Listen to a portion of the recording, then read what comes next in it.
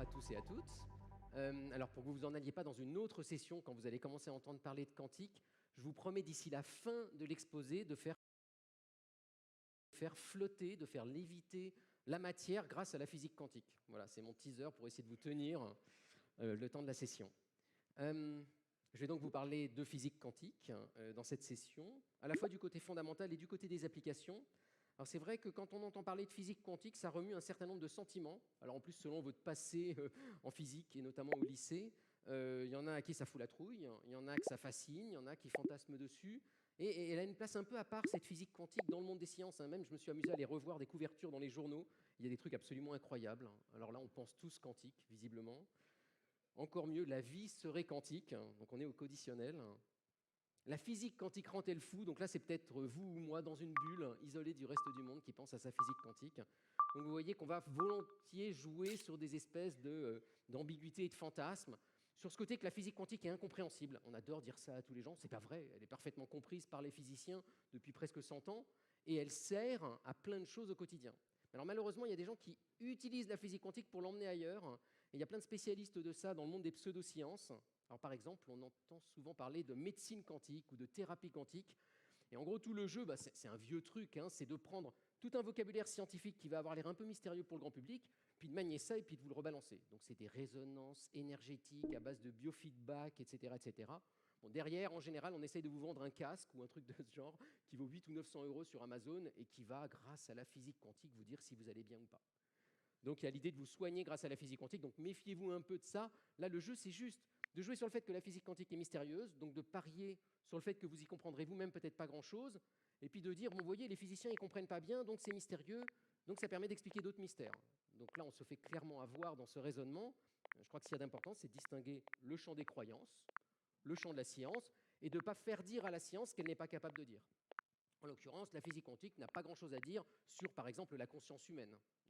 Par contre, elle a tout à dire sur les atomes et les molécules. Donc voilà, quand on entend tout ça, on se dit, mais est-ce que vraiment ça vaut le coup de se prendre la tête à essayer de comprendre la physique quantique, comme vous le faites courageusement en vous asseyant avec moi aujourd'hui? Alors les motivations, je pense qu'il y en a de deux ordres. Le premier, c'est que la physique quantique permet fondamentalement de comprendre ce qu'il y a autour de nous.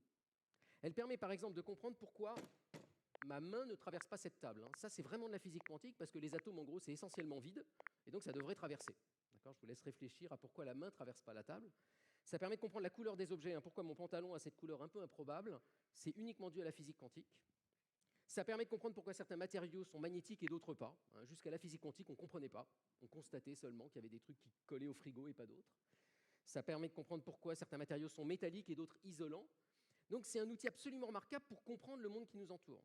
Mais pas seulement. Et c'est ça qui est absolument incroyable avec la physique quantique, c'est qu'elle permet aussi d'inventer. Avec la physique quantique, on va inventer. Une fois qu'on a compris les atomes, les électrons, les photons, on peut inventer. Donc à quoi sert la quantique? Par exemple, à inventer les LED. C'est les physiciens de la quantique qui ont inventé les LED qui éclairent maintenant une bonne partie de l'humanité. Ils ont d'ailleurs eu un prix Nobel pour ça, pour la LED bleue. C'est les physiciens de la quantique qui ont inventé le laser et toutes ses applications. Et puis c'est les physiciens de la quantique, alors ils n'ont pas inventé le smartphone, non, là j'exagère un peu, ils ont inventé tout ce qu'il y a dans le smartphone. Toute l'électronique moderne repose sur des microprocesseurs, de l'électronique, des transistors, et ces transistors ont été inventés par des physiciens de la quantique, fin des années 40. Donc la physique quantique, elle est au cœur de la plupart des technologies qui nous entourent, et probablement d'un certain nombre de technologies futures. Et donc l'enjeu pour moi aujourd'hui, c'est vous expliquer quand même ce que c'est que cette physique quantique, essayer de faire léviter des trucs, parce que je suis quand même là pour ça. Et puis ça me permettra de discuter un peu de technologie, par exemple l'hyperloop qui pourrait se baser sur la lévitation quantique. Est-ce que ça a du sens ou pas économiquement, par exemple? Discuter aussi des ordinateurs quantiques. Plein de gens disent que les ordinateurs quantiques, c'est le futur vraiment de l'électronique et des ordinateurs. Et notamment, grâce à la physique quantique, vous montrer ce que ça pourra faire et peut-être ce que ça ne pourra pas faire, et essayer de vous donner mon opinion là-dessus. Et puis voilà, et puis à la fin, on essaiera de rêver un peu du futur quantique tel que je l'imagine moi. Donc c'est parti.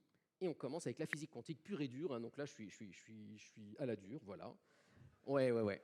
Je me suis dit qu'il fallait que je me distingue des autres talks. Donc là, je suis à peu près sûr de moi. Cet objet-là est au cœur de toute la physique quantique. C'est une fonction d'onde quantique. Donc on va essayer de comprendre ça ensemble. Et une fois qu'on aura compris ça, on soufflera et on sera content. N'importe quel objet en physique quantique est caractérisé par cette lettre grecque psi, cette fonction d'onde. Alors moi, par exemple, on pourrait écrire ma fonction d'onde. Ça n'aurait absolument aucun intérêt parce qu'à la fin, elle ne serait pas du tout quantique. Mais si on prend un objet relativement petit, par exemple un électron ou un atome, une molécule, on peut écrire sa fonction d'onde, on sait le faire. Donc croyez-moi sur parole, on sait l'écrire. Et maintenant, je vais essayer de vous décrire ce que c'est que cette fonction d'onde. Donc imaginez que vous ayez un électron, là, et qu'on essaye de voir ce qu'est sa fonction d'onde. Alors, si on était capable de la voir avec des lunettes magiques, hein, on va essayer d'imaginer. Alors, je ne sais pas bien ce que vous verriez. Vous verriez une espèce de nuage un peu improbable comme ça. Voilà, ça flotte. Ce n'est pas juste que l'électron va trop vite pour que vous arriviez à le suivre, c'est vraiment qu'il est, et c'est ça le mot important, hein, en probabilité dans toute cette zone. Alors, qu'est-ce que ça veut dire? Ça veut dire que la fonction d'onde, c'est une sorte de carte des possibles. Voilà, vous avez la carte, vous êtes électron, et elle vous dit où vous avez des chances d'être ou de ne pas être. D'accord? Donc, elle vous dit ça. Et vous, électrons, vous attendez qu'on vous mesure. Donc, tant qu'on ne vous mesure pas, vous êtes vraiment à tous ces endroits à la fois en probabilité. Vous n'êtes pas juste à l'un ou à l'autre, vous êtes partout à la fois. Et dès qu'on vous mesure, vous vous réduisez en un point et vous avez l'air d'une particule. Et donc, évidemment, tout physicien qui mesure un électron dit « non, non, ce n'est pas une onde, parce que moi, je vois un point ». Et c'est un peu vicieux, vous voyez, c'est dès que vous tournez le dos et que vous la mesurez plus que ça redevient une fonction d'onde quantique. Et cette fonction d'onde, elle vous dit les chances qu'a l'électron d'être à un endroit ou à un autre. Imaginez, je ne sais pas, une fonction d'onde avec deux bosses, comme ça, vous les voyez les deux bosses? Eh bien, si je mesure, il y a de bonnes chances qu'elle se retrouve ici, ma particule, ou ici, mais jamais là. La fonction d'onde me dit la chance que j'ai de trouver une particule à un endroit ou à un autre. Donc là, le bon réflexe, normalement, de tout étudiant, vu qu'on a dit que vous alliez redevenir étudiant, c'est de me dire, ouais, mais comment vous savez? Si à chaque fois que vous mesurez, ça se réduit en un point, comment vous êtes sûr qu'il y avait une fonction d'onde quand vous ne regardiez pas? Donc là, il faut me croire sur parole, hein. Les physiciens sont astucieux. Si j'ai un peu le temps, ou pour les questions, je pourrais vous expliquer comment. L'astuce, en gros, c'est de faire subir à la fonction d'onde quantique un truc typique des ondes, en la laissant tranquille, et puis après seulement de la mesurer et de voir si le côté ondulatoire se manifeste. Donc un exemple de truc de physicien, c'est de la faire passer à travers deux trous. Si c'est une particule, elle passe dans un trou ou dans l'autre. Si c'est une onde, elle passe à travers les deux, ils ressortent, les ondes commencent à se superposer, parfois elles s'ajoutent, parfois elles se soustraient, et à la fin, si vous regardez sur un écran, vous aurez une image très caractéristique de ça, on appelle ça des interférences. En gros, à certains endroits, l'électron a le droit d'être, à d'autres endroits, il n'a pas le droit d'être, et ça va s'alterner. Et ça ne peut avoir lieu que si l'onde est passée à travers les deux trous à la fois. Et ça, on le mesure très bien. Ce que ça veut dire, c'est que vraiment, l'électron n'a pas choisi un trou plutôt que l'autre, il était possiblement dans ces deux trajets, et puis à la fin, il se réduit quand vous le mesurez. Alors ça pose aussi la question de mais qu'est-ce que ça veut dire quand on le mesure?